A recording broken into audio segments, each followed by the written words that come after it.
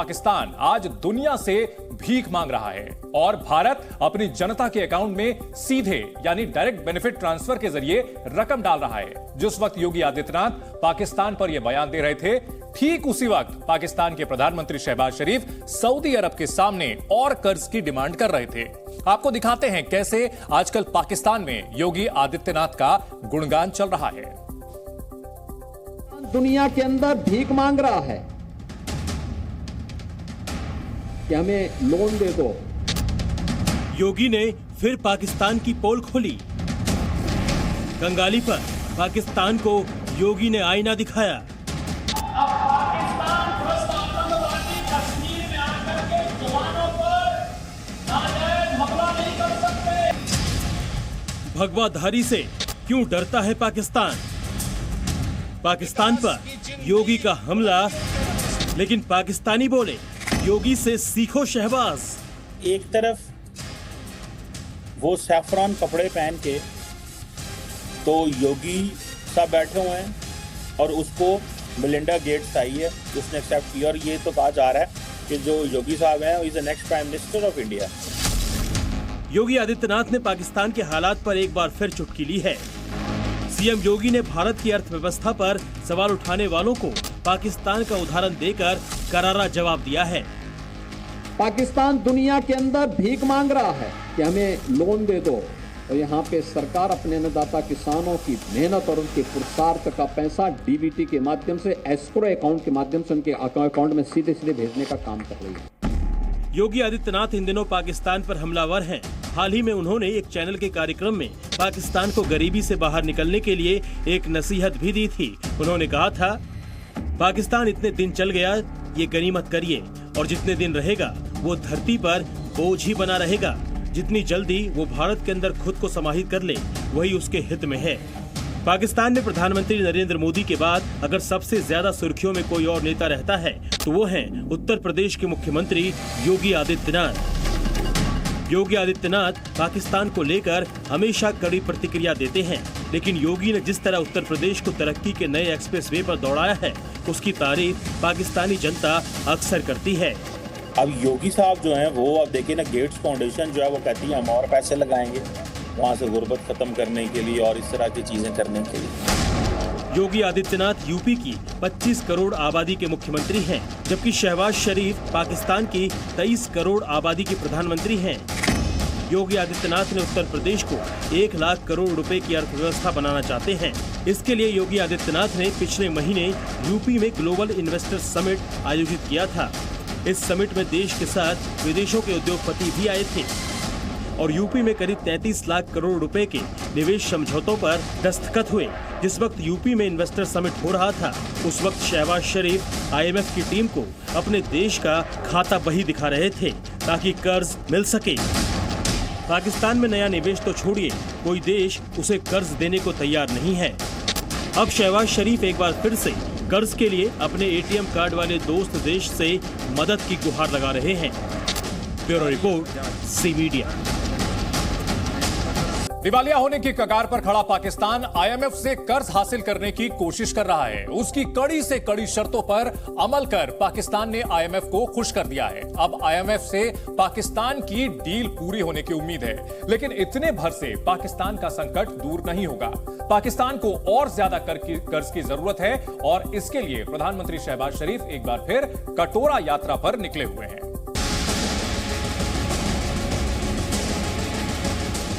अभी मुश्किल से 20 दिन भी नहीं हुए होंगे जब शहबाज शरीफ ने सरकारी खर्च में कटौती का ऐलान, ताकि दिवालिया पाकिस्तान के खजाने को कम होने से रोक सकें।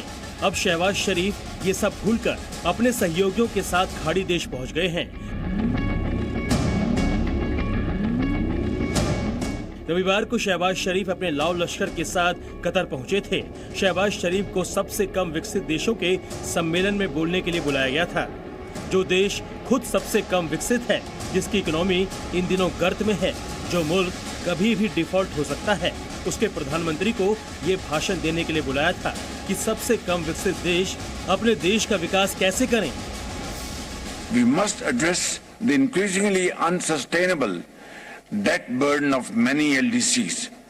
It is a matter of great concern that 6 LDCs are classified as suffering from the debt burden, while 17 are at high risk of debt distress. Pakistan खुद कर्ज में डूबा हुआ है, उसे और ज्यादा कर्ज की जरूरत है। उसके प्रधानमंत्री दूसरे देशों को कर्ज के खतरे के लिए आगाह कर रहे हैं। पाकिस्तान इन दिनों IMF से कर्ज हासिल करने की कोशिशों में है। सोमवार को एक बार फिर पाकिस्तान के वित्त मंत्रालय और IMF के बीच वर्चुअल मीटिंग हुई, जिसमें पाकिस्तान के लिए राहत भरी खबर आई। IMF से फाइनल एग्रीमेंट के लिए पाकिस्तान को सऊदी अरब के सामने भी गिड़गिड़ाना पड़ रहा है। सऊदी अरब पाकिस्तान का ATM है। जब भी पाकिस्तान मुसीबत में होता है, सऊदी अरब पहुंच जाता है कटोरा लेकर। इमरान से लेकर शहबाज तक सऊदी के प्रिंस से बिना झिझक भीख मांग लेते हैं। अब पाकिस्तान ने ताजा सऊदी अरब से $2 अरब की डिमांड की है। सऊदी के अलावा शहबाज शरीफ सरकार ने विश्व बैंक और एशियन इंफ्रास्ट्रक्चर इन्वेस्टमेंट बैंक के सामने भी झोली फैलाई है। पाकिस्तान ने विश्व बैंक और AIIB से $950 मिलियन से कर्ज की मांग की है। पाकिस्तान को यह कर्ज तभी मिलेगा जब IMF से कर्ज मिलने का एग्रीमेंट पूरा हो जाएगा। पाकिस्तान को IMF कर्ज देने के लिए बार बार इसलिए झिला रहा है क्योंकि पाकिस्तान चीन और अमेरिका के बीच फुटबॉल बना हुआ है।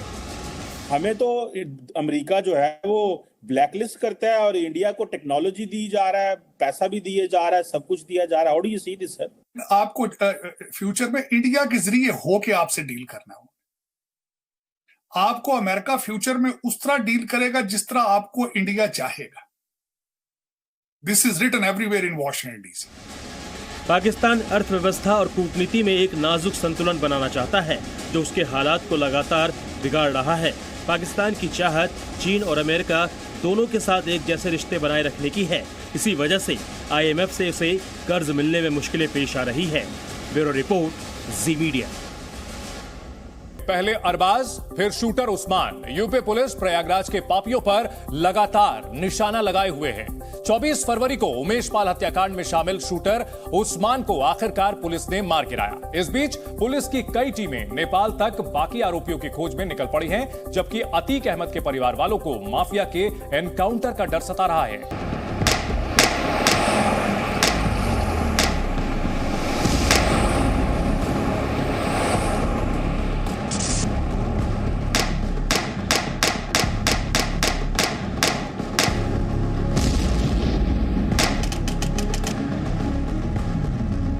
24 फरवरी की ये तस्वीरें कोई नहीं भूला होगा।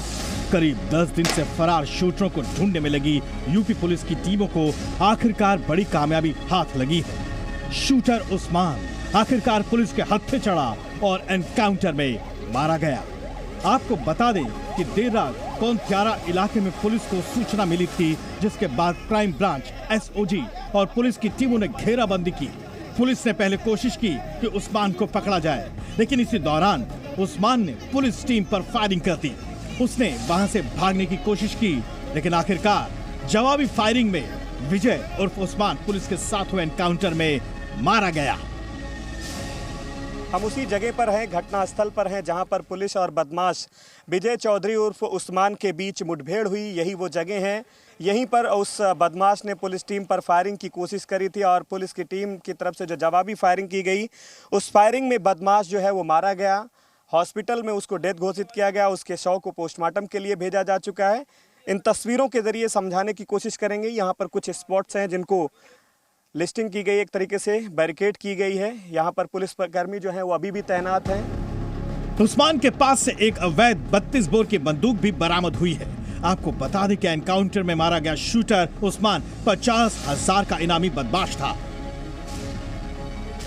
प्रयागराज पुलिस को एक उल्लेखनीय सफलता मिली जब इस शूटआउट में शामिल उस्मान, जो कि कौड़ियारा थाने का प्रयागराज का रहने वाला था, वह उसी थाना क्षेत्र में एक साहसिक मुठभेड़ में घायल हुआ। इसमें हमारे प्रयागराज की टीम थी। इस दौरान हमारा एक आरक्षी नरेंद्र, वो भी घायल हुआ है, जिसका उपचार चल रहा है। घायल उस्मान को तत्काल अस्पताल शिफ्ट किया गया, जहां इलाज के दौरान उसकी मृत्यु हुई। इससे पहले भी उमेश पाल हत्याकांड में शामिल अरबाज नाम का आरोपी पुलिस मुठभेड़ में मारा जा चुका है। सभी आरोपियों के खिलाफ पहले 25,000, फिर 50,000 और उनमें से 5 आरोपियों के खिलाफ 2.5 लाख रुपए का इनाम घोषित है। इनमें असद अहमद मास्टरमाइंड है, तो गुड्डू मुस्लिम बम फेंकने में शामिल रहा। मोहम्मद गुलाम, साबिर, अरमान, ये सभी शूटर भी इसमें शामिल थे, जिन पर 2.5 लाख रुपए का इनाम है। यूपी पुलिस लगातार प्रयागराज के पापियों को एक-एक कर सजा दे रही है, लेकिन अब तक कई शूटर पुलिस की गिरफ्त से बाहर हैं। यूपी एसटीएफ और पुलिस टीमें बनाकर प्रयागराज से लेकर पंजाब, हरियाणा और नेपाल तक में शूटरों को खोज रही है। ये सभी विवेचना के बिंदु हैं। वैसे हमारा सभी एजेंसी और सभी जो अन्य राज्य हैं सबके साथ हमारे अच्छा समन्वय है और रियल टाइम बेसिस पे हम इंफॉर्मेशन की शेयरिंग करते हैं। ये एक जनरल मैं बता रहा हूं, और जहां तक इस घटना के विवेचना से संबंध है उसमें विवेचना चल रही है। इस बीच जिस तरह से शूटर उस्मान पुलिस मुठभेड़ में मारा गया, उस पर उस्मान की पत्नी ने सवाल उठाए। कहा गया कि क्या कहते हैं, तुम अपने पति को आवाज दो, बुलाओ। हम सारी रात भटभटा रहे थे वहाँ पे, हम बुलाए। हम जानते थे कि उनको ये लोग कर देंगे, हमें पता था, लेकिन हमारे पति ऐसे नहीं थे। क्या क्या काम करते थे पति आपके? हमारे पति गाड़ी चलाते थे अल्ट्राटेक में। कहाँ पर? घोरपुर। तो ये तो कह रहे हैं कि ये वहाँ 24 तारीख को इन्होंने उमेश पाल को गोली 24 तारीख को घर भी आई थी, हमको नहीं पता है। यूपी के मुख्यमंत्री योगी आदित्यनाथ लगातार इस मामले पर नजर बनाए हुए हैं। यूपी में माफियाओं का खौफ खत्म करने का प्रण लिए हुए सीएम योगी आदित्यनाथ के तेवर देख अतीक का परिवार भी डरा सहमा है कि अतीक समेत उसके परिवार की जान खतरे में है। दोनों भाइयों की सुरक्षा का जिम्मा लो। अगर उनके ऊपर कोई अपराध जब तक घोषित नहीं हो सकता, वो अपराधी नहीं है सर। वो 4 बार विधायक और 1 बार सांसद रह चुके हैं। हालांकि उमेश पाल की पत्नी की मांग है कि माफिया अतीक अहमद को उसके अंजाम तक पहुंचाया जाए। मैं पुलिस प्रशासन को बधाई देती हूं कि जिस तरह से आज दूसरा शख्स खत्म हुआ है, इसी तरह से जो और अन्य आदमी थे उन्हें भी इसी तरह से ख़त्म किया जाए। उन्हें जिंदा ना छोड़िए, क्योंकि जिंदा छोड़ने पे वो और उत्साहित होकर के फिर वो काम कर सकते हैं। उनका इनकाउंटर ही करना ठीक है। माननीय महोदय बाबा जी जो है, उन्होंने जो कहा था कि मिट्टी में मिला देंगे, वो वाकई में अपना कार्य को अंजाम दे रहे हैं। जहां एक और आरोपियों के खिलाफ सफाई अभियान चल रहा है, वहीं दूसरी ओर उमेश पाल के परिवार वाले पुलिस और सीएम योगी की तारीफ कर रहे हैं। आपको बता दें कि प्रयागराज में हुए हत्याकांड के बाद से यूपी सरकार लगातार माफियाओं के अवैध ठिकानों पर बुलडोजर वाली कार्रवाई कर रही है। ये आप तस्वीरें देख सकते हैं। हर हॉस्टल में कि दरवाजे को पहले खाली करवाया गया, उसके बाद देखा गया कोई अंदर तो नहीं है, और इस तरीके से सील करने की जो कार्रवाई है वो यहाँ पे की जा रही है। भारी पुलिस बल को लेके आया गया है और सारे जो दरवाजे खुलवाने के बाद देखे गए। और इसी हॉस्टल में 36 नंबर कमरे पे सदाकत जो है उमेश पाल हत्याकांड का आरोपी, वो यहाँ पर रहता था। पूरी साजिश इसी हॉस्टल में रची गई थी। अभी तक की जाँच में जो खुलासा हुआ है साफ है, खुद यूपी के सीएम योगी पहले ही यूपी में माफियाओं के खात्मे का प्रण ले चुके हैं। इस माफिया को मिट्टी में मिला देंगे। सरकार किसकी है? सरकार किसकी है? गफलत में हो। देखना यह है कि अब प्रयागराज का कौन सा पापी पुलिस के निशाने पर आता है। ब्यूरो रिपोर्ट, जी मीडिया। जांच की आंच पड़ते ही जितना आरोपी सवालों के घेरे में होते हैं, उतना ही जांच एजेंसियों को भी आरोपों का सामना करना पड़ रहा है। आज बिहार के पूर्व मुख्यमंत्री राबड़ी देवी के घर पर सीबीआई की टीम पहुंची। दूसरी ओर दिल्ली के पूर्व उप मुख्यमंत्री मनीष सिसोदिया सीबीआई रिमांड के बाद तिहाड़ पहुंच गए हैं। लेकिन विपक्षी नेताओं ने संकट में एक दूसरे का साथ देते हुए जांच एजेंसियों पर सवाल उठाए और केंद्र सरकार पर जमकर वार किया।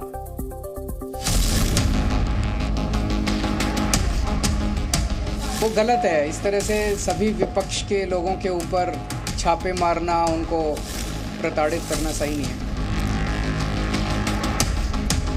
भाजपा के साथ रहिएगा तो राजा हरिश्चंद्र कहलाइएगा। अगर कोई गुनाहगार है तो उसे छोड़ा नहीं जाना चाहिए। ये है बिहार के पूर्व मुख्यमंत्री लालू प्रसाद यादव की पत्नी, मौजूदा उप मुख्यमंत्री तेजस्वी यादव की मां और राज्य की पूर्व मुख्यमंत्री राबड़ी देवी। सीबीआई की टीम सुबह से ही इनके आवास 10 सर्कुलर रोड पहुंची है। तेजस्वी यादव विधानसभा में है, जबकि सीबीआई की टीम लैंड फॉर जॉब यानी जमीन के बदले नौकरी मामले में जांच में जुटी है। 17 जगह छापेमारी हुई है। इस मामले में 15 मार्च को लालू प्रसाद यादव, राबड़ी देवी समेत 16 लोगों की पेशी है। दूसरी ओर लालू प्रसाद यादव से भी इस मामले में सीबीआई को सवाल जवाब करना है, लेकिन तेजस्वी यादव भड़क गए हैं और केंद्र सरकार पर आरोपों की बौछार कर रहे हैं कि आप भाजपा के साथ रहिएगा तो राजा हरिश्चंद्र कहलाइएगा। पूर्व में जितने आपने महाराष्ट्र में देखा था, पवार जी जो है, जो उनके भतीजे शरद पवार जी के भतीजे, वो भाजपा में गए तो केस सारा वापस ले लिया था ईडी ने। उनके बाद रेल मंत्री थे मनोज, तो आपने तो देखा ही, मतलब किया गया उसका भी तो या टीएमसी में जो पूर्व में जो नेता थे मुकुल, वो गए तो उसके बाद से केसी जो है बंद हो गया, उनको बुलाना ही छोड़ दिया। दूसरी ओर दिल्ली में भी शराब घोटाले को लेकर सीबीआई ने दिल्ली के उप मुख्यमंत्री मनीष सिसोदिया पर शिकंजा कसा है। सिसोदिया 7 दिन की रिमांड के बाद अब तिहाड़ जेल पहुंच गए हैं, जहां उन्हें कम से कम 20 मार्च तक रहना है, यानी उनकी होली तिहाड़ वाली होगी। तिहाड़ में ही सिसोदिया गीता पाठ भी करेंगे। दिल्ली के मुख्यमंत्री अरविंद केजरीवाल ने केंद्र सरकार पर हमला बोलते हुए कहा है कि सरकार विपक्ष के नेताओं के साथ ठीक नहीं कर रही है। वो गलत है। इस तरह से सभी विपक्ष के लोगों के ऊपर छापे मारना, उनको प्रताड़ित करना सही नहीं है। सीबीआई में दर्ज मामले के मुताबिक लालू प्रसाद यादव यूपीए सरकार में साल 2004 से 2009 तक रेल मंत्री थे। इसी दौरान लालू यादव ने बिना किसी नोटिफिकेशन के रेलवे के अलग अलग जोन में ग्रुप डी में लोगों की भर्तियां की, जिसके बदले में जमीनें ली गई। जिन लोगों को नौकरी पर रखा गया था वो सभी बिहार में पटना के रहने वाले थे, लेकिन नौकरियां रेलवे के मुंबई, जबलपुर, कोलकाता, जयपुर, हाजीपुर के अलग अलग जोन में दी गई। जबकि मनीष सिसोदिया शराब घोटाले में सीबीआई को सहयोग न करने के कारण तिहाड़ पहुंचे हैं। अदालत अब तक 2 बार सिसोदिया की सीबीआई रिमांड बढ़ा चुकी है। कोर्ट ने पहले 5 दिन और फिर 2 दिन की रिमांड पर भेज चुकी है। 26 फरवरी रविवार को दिल्ली के आबकारी नीति घोटाले के मामले में सीबीआई ने सिसोदिया को गिरफ्तार किया था। इसी तरह से महाराष्ट्र में उद्धव गुट के नेता संजय राउत और एनसीपी के नेताओं पर जांच एजेंसियों की कार्रवाई के बाद एनसीपी प्रमुख ने भी केंद्र सरकार को चेतावनी दी है। यही नहीं, विदेशी धरती से भी कांग्रेस के नेता राहुल गांधी केंद्र सरकार पर हमला बोल चुके हैं। उनके मुताबिक देश में लोकतंत्र नहीं है। Cases on opposition, I've got number of criminal libel cases for things that should under no circumstances be criminal libel cases, but that's the story, right? And that's what we are trying to defend. What we found as the opposition was that it's very difficult to communicate with people when you have this type of an assault on the media, on the democratic architecture. जांच एजेंसियों की आड़ में जिस तरह से सरकार पर विपक्ष का हमला हो रहा है, सरकार भी पलटवार करने से पीछे नहीं हट रही है। बीजेपी ने विपक्षियों के वार पर करारा प्रहार किया है। मुझे लगता है कानून को अपना काम करने देना चाहिए। इसमें जो है वो ना पॉलिटिक्स की करने की जरूरत है, ना प्रेजुडिस होने की जरूरत है। फ्री एंड फेयर तरीके से कानून अपना काम करे, और अगर कोई गुनाहगार है तो उसे छोड़ा नहीं जाना चाहिए, अगर कोई बेगुनाह है तो उसे छुआ नहीं जाना चाहिए। एक बार फिर से लोगों को ये विश्वास हुआ है, हमारे दिल्ली के लोगों को, कि अपराध करने वाले का जो हश्र होता है वही मनीष सिसोदिया के साथ हो रहा है। राहुल गांधी विवादों की आंधी बन चुके हैं। विदेशी दोस्त हों, विदेशी एजेंसियां हों, विदेशी चैनल हों या फिर विदेशी जमीन हो, किसी का भी दुरुपयोग करके भारत को बदनाम करने का कोई मौका नहीं छोड़ रहे। मुझे लगता है अपनी नाकामियों को छिपाने के लिए एक सुनियोजित तरीके से विदेशी सरजमीन से राहुल गांधी जी ने भारत को बदनाम करने का ठेका ले रखा है। आपको बता दें कि शरद पवार, उद्धव ठाकरे, अखिलेश यादव समेत 8 विपक्षी दल पीएम मोदी को चिट्ठी लिख चुके हैं। आदरणीय प्रधानमंत्री जी, हमें भरोसा है कि आपको आज भी लगता है कि भारत एक लोकतांत्रिक देश है। विपक्षी नेताओं के खिलाफ केंद्रीय एजेंसियों का मनमाना इस्तेमाल ये दिखाता है कि हम एक लोकतंत्र से तानाशाही में तब्दील हो गए हैं। ईडी, सीबीआई जैसी जांच एजेंसियों के रडार पर कई राजनीतिक दलों के नेताओं के आने से विपक्षी नेता फिलहाल एकजुट हैं। यानी संकट में सबका साथ भी और सबका बचाव भी। फिलहाल जांच एजेंसियों का काम जारी है। ब्यूरो रिपोर्ट, जी मीडिया। दिल्ली की सियासत में ईमानदारी का दावा करने वाली आम आदमी पार्टी के दामन पर भ्रष्टाचार का ऐसा दाग लगा कि अब पूर्व डिप्टी सीएम को भी तिहाड़ की हवा खानी पड़ रही है। शराब घोटाले में हुई गिरफ्तारी के बाद मनीष सिसोदिया को 20 मार्च तक जेल भेजा गया है। इस पूरे मामले को लेकर बीजेपी और आम आदमी पार्टी आमने सामने है।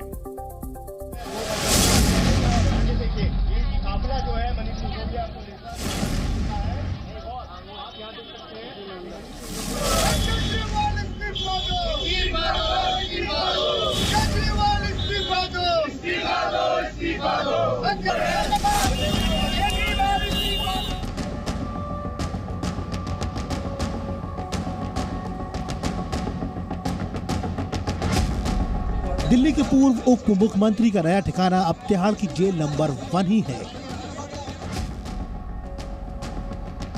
दिल्ली की राउज एवेन्यू कोर्ट ने मनीष सिसोदिया को 20 मार्च तक न्यायिक हिरासत में भेज दिया है। आबकारी घोटाले में 26 फरवरी को सिसोदिया की गिरफ्तारी हुई थी, तब से वो सीबीआई की रिमांड पर थे। अब उन्हें जेल भेजा गया है। कोर्ट ने पेशी के दौरान मनीष सिसोदिया ने अदालत में चश्मा और भगवत गीता की मांग की, साथ ही जेल में विपस्सना करने की इजाजत भी मांगी। सिसोदिया की मांग पर कोर्ट ने जेल सुपरिंटेंडेंट को ये निर्देश दिए कि आरोपी को मेडिटेशन सेल में रखने की अपील पर ध्यान दें। सिसोदिया को जेल में डायरी, पेन, भगवत गीता और चश्मा रखने दिया जाए।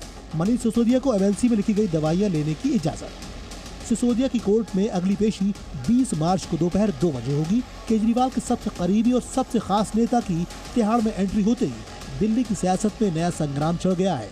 बीजेपी ने आम आदमी पार्टी के कट्टर ईमानदार के दावे पर तीखा प्रहार किया। इतना ही कहेंगे, सत्यमेव जयते। दुर्भाग्यपूर्ण बात है कि कुछ लोग भ्रष्टाचार करते हैं अपरंपार, पकड़े जाते हैं तो चिल्लाते हैं अत्याचार अत्याचार, जब कोर्ट में जाते हैं हार तो सड़कों पर उतरकर करते हैं दुराचार। यही बन चुका है कुछ लोगों का शिष्टाचार। आज अरविंद केजरीवाल जी को बताना चाहिए कि बार बार कोर्ट तो आपके साथियों को कट्टर बेईमान और कट्टर करप्ट कह रही है, आप उन्हें कट्टर ईमानदार कह रहे हो। उनकी सिर्फ यही कोशिश थी 7 दिन में कि मनीष सिसोदिया जी से किसी प्रकार से झूठा कबूलनामा साइन करवा दिया जाए, लेकिन आज सीबीआई ने पुलिस कस्टडी ना मांगकर यह साबित कर दिया है कि उनके पास मनीष सिसोदिया जी के खिलाफ एक भी सबूत नहीं है और अब उनके पास मनीष सिसोदिया जी से पूछने के लिए एक भी सवाल नहीं बचा। सिसोदिया के बहाने केजरीवाल कटघरे में है। शराब नीति को लेकर चल रही सियासत का अंजाम क्या होगा, इसका अंदाजा इतनी जल्दी नहीं लगाया जा सकता। लिहाजा वार पलटवार का दौर तेजी से चल रहा है और आम आदमी पार्टी सीबीआई पर सवाल उठा रही है। तो ये तो सीबीआई को देखना है और किन कारणों से सीबीआई इस तरीके की पॉलिटिकल ऑर्गेनाइजेशन बन गई है कि हर खबर आने से पहले प्लांट की जाती है, उसको फैलाया जाता है। इसका मतलब तो साफ है कि सीबीआई एक प्रोफेशनल ऑर्गेनाइजेशन नहीं है, सिर्फ एक भारतीय जनता पार्टी की राजनीतिक शाखा बन के रह गई है। जैसे विमेन विंग होता है, यूथ विंग होता है, ये सीबीआई विंग है। 20 मार्च तो अभी तो जांचें आगे बढ़ रही है। मुझे लगता है ये 20 मार्च 20 महीने हो सकते हैं, कई साल हो सकते हैं, और एक बार फिर से लोगों को ये विश्वास हुआ है, हमारे दिल्ली के लोगों को, कि अपराध करने वाले का जो हश्र होता है वही मनीष सिसोदिया के साथ हो रहा है। शिकायत और सवालों की ये सियासी अदावत बेहद पुरानी है, लिहाजा इसमें नयापन लाने की भी पूरी कोशिश हो रही है। बीजेपी सांसद प्रवेश वर्मा ने आम आदमी पार्टी के एक नेता के लेटर का हवाला देकर भ्रष्टाचार को बढ़ावा देने का आरोप लगाया है। प्रवेश वर्मा ने ट्वीट किया कि एक तरफ आपके शराब घोटाले में गिरफ्तार मंत्री को बचाने के बहाने सभी भ्रष्टाचारी अपने पाप मिटाने को एकजुट हो रहे हैं, वहीं दूसरी तरफ आम आदमी पार्टी के नेता ही अरविंद केजरीवाल और उनके मंत्रियों और एमएलए के भ्रष्टाचार को उजागर कर रहे हैं। फर्क साफ है, भ्रष्टाचार ही इनकी प्राथमिकता है। दिल्ली में केजरीवाल सरकार को घेरने के लिए बीजेपी कोई मौका नहीं छोड़ रही, इसलिए सिसोदिया के जेल जाने का जश्न भारतीय जनता पार्टी के नेताओं ने होलिका दहन के जरिए मनाया। दिल्ली के सभी 70 विधानसभा क्षेत्रों में बीजेपी ने पुतले जलाकर एएपी पर हमला बोला। सिसोदिया हवालात में है और बीजेपी हमलावर है। फिलहाल ये लड़ाई थमने वाली नहीं है। आरोप दोनों तरफ से लगाए जा रहे हैं। विपक्ष ने सीबीआई की कार्रवाई को लेकर प्रधानमंत्री को चिट्ठी भी लिखी है। इस बीच अब सवाल इस बात को लेकर है कि आम आदमी पार्टी की ईमानदार राजनीति अब कैसे आगे बढ़ेगी। ब्यूरो रिपोर्ट, जी मीडिया।